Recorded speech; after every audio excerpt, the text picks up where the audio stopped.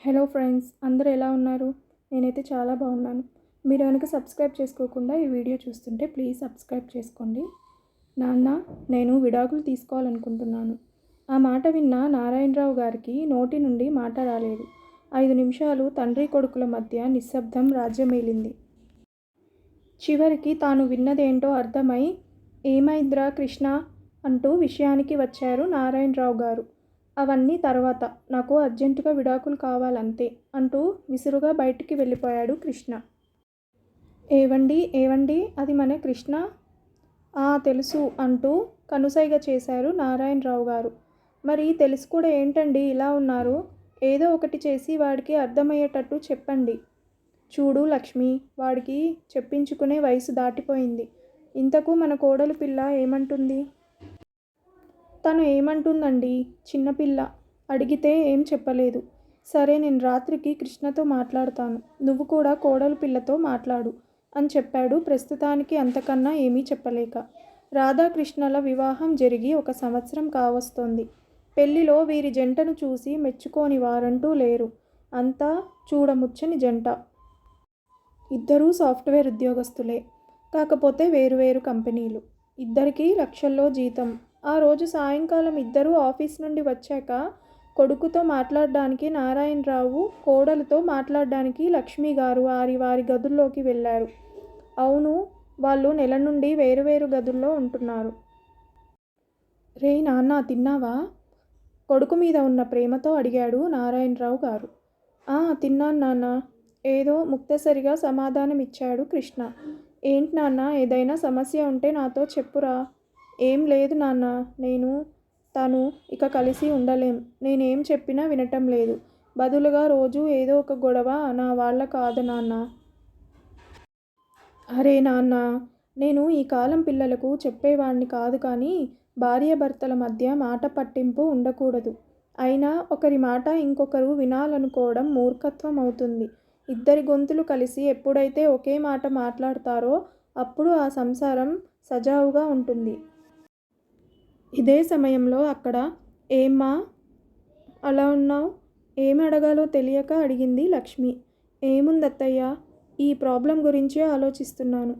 చెప్పమ్మా, ఏమైంది అసలు? ఏముంటుందత్తయ్య, నేను చెప్పిన ప్రతి పని ఆయనకు కష్టమే. అసలు నాతో మాట్లాడడానికే టైం ఉండదు, కానీ గొడవ పడడానికి టైం ఉంటుంది. చూడమ్మా, మగవాడు ఏం చేసినా తన కుటుంబం కోసమే. కాకపోతే అలాంటి టైంలో కొంచెం సమయం మనకి కేటాయించడానికి ఉండదు. దాన్ని మనం అర్థం చేసుకొని నడుచుకోవాలి. భర్త బయటి నుండి ఇంటికొచ్చినప్పుడు మనం ఒక గ్లాస్ మంచినీళ్ళు ఇస్తే చాలమ్మా, తను పడ్డ కష్టమంతా మర్చిపోయి ఎంత సంతోషిస్తాడో. రే నాన్న, మనం ఏం చేసినా మన భార్యకు చెప్పే చేయాలి. మనం చేసే ప్రతి పనిలో భార్యను సలహాలు అడిగితే మనం సక్సెస్ అయ్యే ఛాన్సెస్ ఎక్కువ. మన మగవారికి ప్రతి చిన్న పనికి అహం అడ్డొస్తుంది. అహాన్ని విడిచి ఆడదాన్ని అర్థం చేసుకోగలిగితే మనం జీవితంలో ఎంతో సంతోషంగా ఉంటాం. మనం భర్త కోసం తీసుకునే ప్రతి జాగ్రత్త వారికి ఒక కొత్త బలాన్ని ఇస్తుంది. అక్కడ ఇంట్లో తన భార్య తన కోసం ఎదురు చూస్తుంది అనే ఆలోచన భర్తకు వస్తే తను భార్యను జీవితాంతం పువ్వుల్లో పెట్టి చూసుకుంటాడు. మనం ఏం చేయక్కర్లేదమ్మా. భర్త పట్ల ఆవగింజంత ప్రేమ చూపిస్తే చాలు. తను దానికి 100 రెట్లు ప్రేమ మన మీద చూపిస్తారమ్మా. రేయ్ కన్నా, ఒక అమ్మాయి మన కోసం, కేవలం మన కోసం తన పుట్టినిల్లు, అక్కడ ఆచారాలు, అలవాట్లు, ముఖ్యంగా తన కన్నవాళ్లను కూడా వదిలి ఎవరో తెలియని వాడితో పెళ్ళి అన్న బంధంతో అన్నీ వదిలేసి మెట్టినింటికి వస్తారు. ఎందుకంటే ఏమైనా నా భర్త ఉన్నాడు అన్న నమ్మకం. మరి ఆ నమ్మకం నిలబెట్టుకోవాల్సిన బాధ్యత మన మగవారి మీద ఉంది.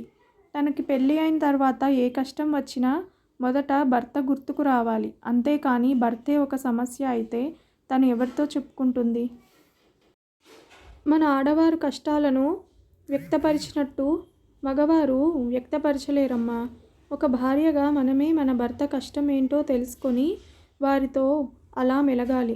భర్త ఎంత కష్టపడినా భార్య కోసం, తన కుటుంబం కోసమేనని భార్య గుర్తించాలి.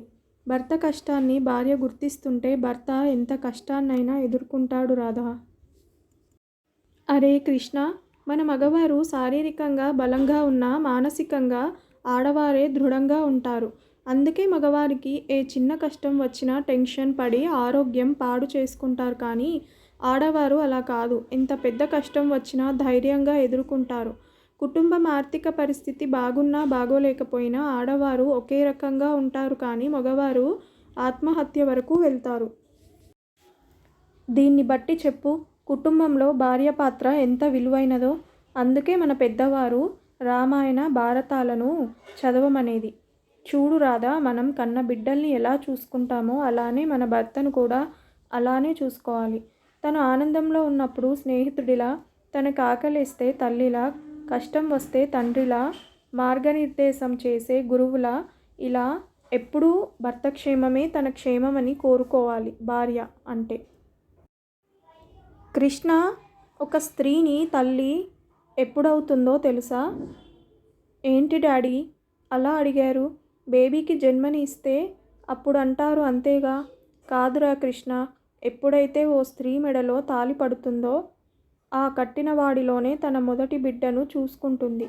నిజంగా మగవారు చాలా అదృష్టవంతులు. ఎందుకంటే మగవారి జీవితంలో భగవంతుడు ఇద్దరమ్మలనిస్తాడు. ఒకరు కన్న తల్లి, ఒకరు కట్టుకున్న భార్య. అలాంటి భార్యని మనం ఎలా చూసుకోవాలి చెప్పు? అంతే.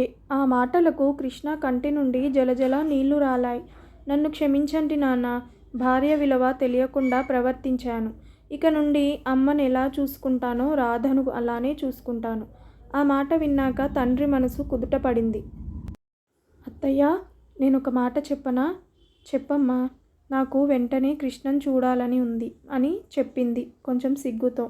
అలా ఇద్దరూ బయటకు వస్తుండగా అటు నుండి కృష్ణ, నారాయణరావు గారు ఎదురొచ్చారు. అంతే, ఇద్దరూ సిగ్గుతో తలదించుకున్నారు. రాధా, ఇక నుండి నీకే కష్టం రాకుండా చూసుకునే బాధ్యత నాది. ఈ కృష్ణను నమ్ము. రాధాకృష్ణను కాకపోతే ఎవరిని నమ్ముతుంది చెప్పండి?